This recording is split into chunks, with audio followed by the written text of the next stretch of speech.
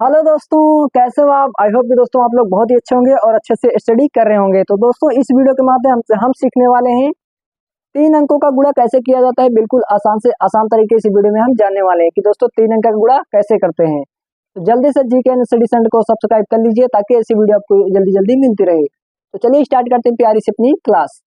जैसे दोस्तों हमें यहाँ पे दिया गया है 4137, इसमें गुणा करना है दोस्तों हमें 2436, यानी इससे दोस्तों हमें इन चार में गुणा करना है। तो कैसे करेंगे देखिए दोस्तों, सबसे पहले क्या होता है जब गुणा हम करते हैं तो दोस्तों लेफ्ट से राइट की ओर चलते हैं, यानी दोस्तों इधर से हम गुणा करते हैं इधर की ओर चलने लगते हैं। तो हम क्या करेंगे, पहले इस 3 से दोस्तों हम 7 में, फिर 3 में, फिर 1 में, फिर 4 में गुणा करेंगे। उसके बाद हम 4 से दोस्तों 7 में, 3 में, फिर इसमें, फिर इसमें, फिर दोस्तों हम 2 से इसमें, इसमें, इसमें, फिर ऐसे करते चले जाएंगे। तो चलिए कर लेते हैं। पहले हम 3 से दोस्तों हम 7 में करते हैं। तो 3 से दोस्तों 21, 21 हम दोस्तों इस प्रकार से लिखते हैं। तो 21 के दोस्तों एक हो जाएगा ऐसे ही, और हासिल कितना हो जाएगा 2। 2 दोस्तों हम अपने दिमाग में बैठा के रखेंगे। अब 3 का गुणा 3 में करेंगे, 3 त्रिक का 9, हासिल 2 था दोस्तों, कितना हो गया 3 त्रिक का 9, 9 2 11। तो 11 की दोस्तों 1 और हासिल भी 1 मन में रखेंगे।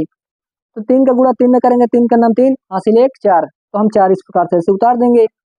अब क्या करेंगे दोस्तों, अब हम इससे इसमें करेंगे। तो 3 चौक दोस्तों 12, तो 12 पूरा सेम उतार लेंगे क्योंकि दोस्तों आगे कोई संख्या है नहीं, तो पूरा का पूरा उतार लेंगे। तो दोस्तों हमने 3 से 7 में, 3 में और 1 में, फिर 4 में गुणा कर दिया। अब क्या करेंगे, अब दोस्तों बारी है 4 की। तो 4 में जब करने चलेंगे दोस्तों दोनों में, तो क्या करेंगे, यहाँ पे एक कट लगाएंगे, चाहे 0 लिखो कोई दिक्कत नहीं है, ठीक है। यहाँ पे एक कट लगा देंगे। ये दोस्तों हमने यहाँ पे एक्स बना दिया। आप यहाँ पे 0 भी लिख सकते हो, कोई दिक्कत वाली बात नहीं है। तो जब हम एक अंक से दोस्तों गुणा कर देते हैं, जब दूसरे अंक में आते हैं तो यहाँ पे हम एक कट लगा देते हैं। अब क्या करेंगे दोस्तों, इस 4 से हम 7 में गुणा करेंगे, फिर 3 में, फिर 1 में, फिर 4 में करेंगे। तो पहले 4 से 7 में करते हैं।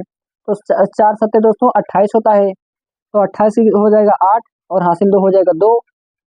अब 4 का गुणा दोस्तों 3 में करेंगे, 4 दिया 12, और 12 2 दोस्तों 14, 14 की 4, हासिल 1।